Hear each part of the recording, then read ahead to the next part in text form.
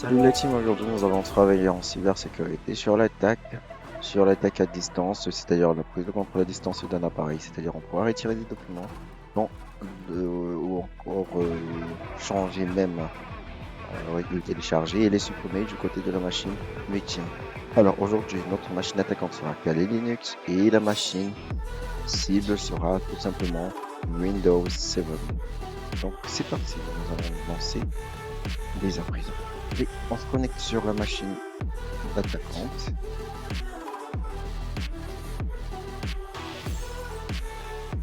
Vous pouvez sauter, je vais fermer ça.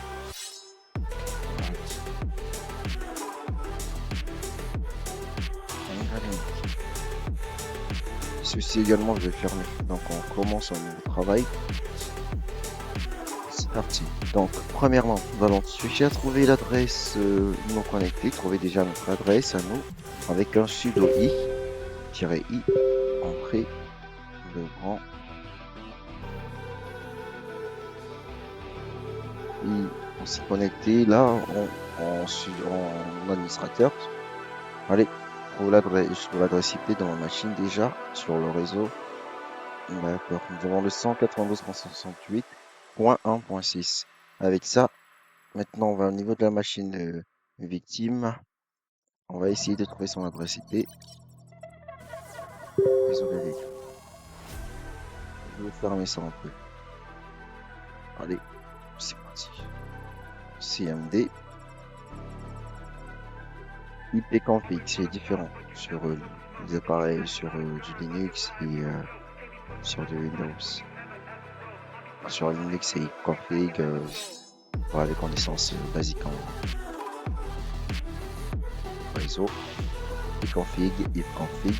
Nous avons l'adresse IP plutôt de la machine victime qui sera 192.168.1.5. Chez nous, c'est .6 seulement.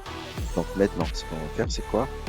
Le but d'aujourd'hui, ce sera de retirer un fichier par ici, de le télécharger et ensuite de le supprimer sur la machine victime. Je vais créer le fichier. Ce sera simplement devoir. On va l'appeler comme ça, simplement devoir. Voilà, on va lui mettre un peu de contenu. Comme contenu, qu'est-ce qu'on peut lui donner? Je sais pas. Salut la famille. Salut la famille. C'est parti.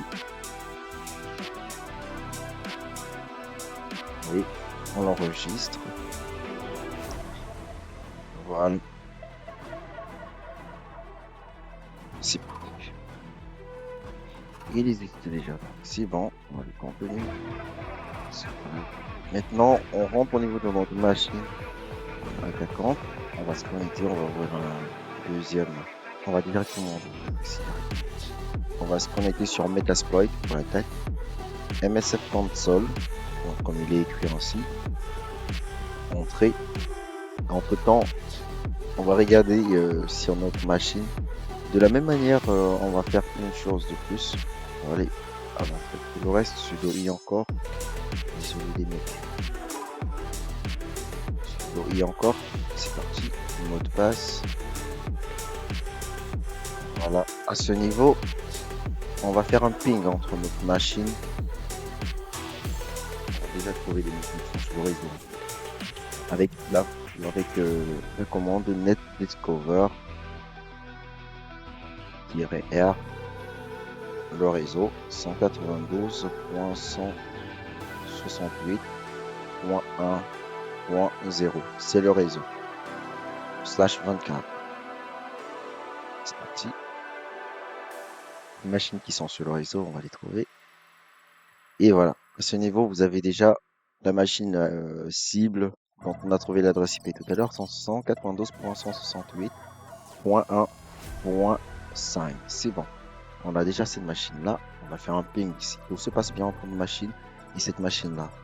Donc, 192.168.1.5. C'est parti. Donc, le ping. C'est bon. Je crois que tout est parfait. On s'arrête là. 5 paquets envoyés, 5 paquets reçus, 0 paquet perdu. Ça veut dire qu'il y a une bonne communication entre notre machine à cible et la machine attaquante. Donc maintenant, si vous voulez, on peut refaire l'essai de la machine cible. Mais ce ne sera pas nécessaire si vous voulez. Je peux essayer. Ping. Notre machine compte 192.168.1.6. Ça devrait bien se passer. Voilà. On a 4 paquets envoyés, 4 reçus, aucune perte. Donc tout se passe bien entre les deux machines. Alors ce qui se passe maintenant, c'est que je vais continuer l'attaque. Allez, c'est parti. Voilà, M7 console est lancé. On va se lancer avec une attaque Eternal Blow grâce au protocole Samba, donc le SMB. Et cela se fait avec le Eternal Blow. Donc Eternal Blow, on va d'abord le rechercher au niveau de notre Metasploit en faisant du search Eternal Blow. Première, je tape entrée. Attention, on peut. Voilà, c'est lancé. Vous verrez ici, nous avons l'Eternal Blue. Voilà, on l'a cherché, on l'a trouvé. Son numéro, c'est 0. Bon, c'est ça ici. Voilà. Vous voyez ici, du SMB Remote Windows kernel. C'est le SMB en fait, c'est par rapport au RDP. Donc, du Remote Desktop Protocol dans l'ensemble. Donc maintenant, on va essayer de se connecter sur ce lancier avec cela. On va faire du use 0. 0 qui représente son numéro simplement. Et on se lance. On va patienter. Allez, on va configurer le payload maintenant. Pour le configurer, on va simplement chercher déjà les options pour la configuration. Avec le show option. Avec S à la fin. On entre. Voilà. À ce niveau, on a le host, c'est-à-dire le récepteur sur lequel on va lancer l'attaque. On n'a pas encore son adresse IP. Or, l'écouteur, ce sera le listener Ino 192.68.1.6. Donc, ce qu'on va faire, on va configurer celui sur qui on va envoyer notre attaque. On va créer le payload. Ça veut dire qu'on va faire du set host. Donc, on va le définir. 192.168.1.5. Date entrée. Maintenant, ce qu'on va faire ensuite, ce sera simplement de continuer le boulot. On va continuer pour nous. On va créer le payload maintenant. Payload. Ce payload veut dire la charge utile. Donc en français. Maintenant, on vient là avec ceci. Donc, no payload configured. On va faire ce qu'on va utiliser un payload par défaut pour Windows. Donc ce sera ceci. On va le copier par là. On le colle et on tape entrée. Tout ce qu'il nous reste à faire simplement, on vérifie l'état de notre machine cible. Tout est parfait, tout va bien sur cette machine. On peut fermer ça. Sinon, on revient. Et là c'est bon. Tout ce qu'il reste à faire, c'est de lancer notre payload, l'exploit. Exploit. Et on se lance. On patiente. Il essaye de se connecter à la machine cible. On vérifie ce qui se passe sur la machine cible en tout temps. Voilà, tout se passe bien. L'attaque, la cible peut travailler comme il veut. Hein. Il ne verra rien. Il ne verra rien. Il s'y attend à rien. Tu vois? En tout temps, lui, il ne s'attend à rien. Et là, notre machine, si attaquante est déjà connectée. Ce qu'elle va faire, c'est quoi? S. On fait le LS. Donc, on a déjà accès à la machine en question. Voilà. On a ces fichiers là. Devoir.txt. C'est bon. On a accès à la machine en question. Donc maintenant ce qu'on va faire c'est quoi? Tout simplement on va faire également, on peut également faire lister tous les fichiers. Hein.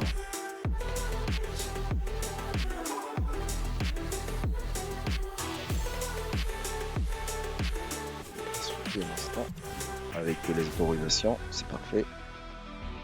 Maintenant qu'on a ce fichier là, il est là. Ce qu'on peut faire, on peut le télécharger de notre côté. Mais avant cela, on va déjà chercher à connaître les informations de notre ordinateur cible en faisant du 6 en faux. Voilà, on a toutes les informations, on a des informations sur notre machine cible, c'est un computer, le système Windows Server, l'architecture, le système language, donc le clavier, voilà, l'architecture 64 bits, voilà, tout est parfait. Donc maintenant, ce qu'on peut faire, c'est qu'on télécharge par exemple le fichier ou on peut déjà l'afficher, le fichier qui a été téléchargé. Euh, on y va là, on va faire simplement essayer de se loguer dans quel espace il se trouve, commencer. Mais on l'a déjà quand même. Mais pour faciliter la tâche, on va essayer de le faire. On vient là. Pour moi, ce sera peut-être plus simple parce que, ouais, une première fois, j'y suis. Donc ici, il est localisé dans quoi? Il se trouve dans Users, Administrator, Desktop. Donc maintenant, on y va à ce niveau-là, dans notre PC. Non, au niveau de la machine attaquante, on va faire ça aussi. C'est vrai que j'avais déjà fait le niveau. Donc ce sera CD. Donc ici, donc, vous ferez CD, C, double slash, deux points, double slash, users, administrator, desktop. Et vous ferez entrer ls, vous l'avez toujours. On va afficher le fichier de ce qui est dans ce fichier là. Pour savoir ce qui est à l'intérieur. Voilà. 4. Salut la famille. Vous verrez bien que c'est ce qui est encodé dans ce fichier là. Ce qu'on avait écrit tout à l'heure les gars. Salut la famille. Donc maintenant, on sait ce qu'il a dans le contenu dans son fichier. C'est pas, ça veut pas dire que vous allez prêcher chez les camarades ce qu'ils ont fait sur leur devoir de la même manière. Donc, ça c'est quand vous êtes sur le même réseau, il faut toujours le dire. Maintenant, ce qu'on va faire simplement, c'est que moi je vais le télécharger le fichier de mon côté. Donc, je vais faire mon devoir. Entre temps, le profil a changé la liste. Je vais faire le reste. Je vais modifier. Download le fichier en question. Quoi? Devoir. TXT. Il télécharge le fichier. Il me dit là où le fichier était téléchargé sur la machine attaquante. Donc ce que je fais, c'est que je reviens au niveau. Ici, je vais faire un ls. Vous verrez que devoir existe. Il est là. On l'a déjà. Maintenant, je vais faire un 4 devoir .txt. C'est bon. Vous voyez, il est là. Donc maintenant, ce qu'on va faire, c'est qu'on va le supprimer sur la machine cible. Vous l'avez toujours sur la machine cible avant qu'on se lance, les gars. Il est là. Désolé, les gars. Allez. Je vais le supprimer, pas ici, mais sur la machine cible. Machine attaquante, la machine attaquante. Pour supprimer le fichier, on va faire un rm. rm devoir. Désolé. Devoir.txt. Laisse. Il n'existe plus. Et on revient sur la machine cible. Il a été effacé. Et supprimé, il n'existe plus. C'est tout. Donc, c'est juste pour les mesures de sécurité.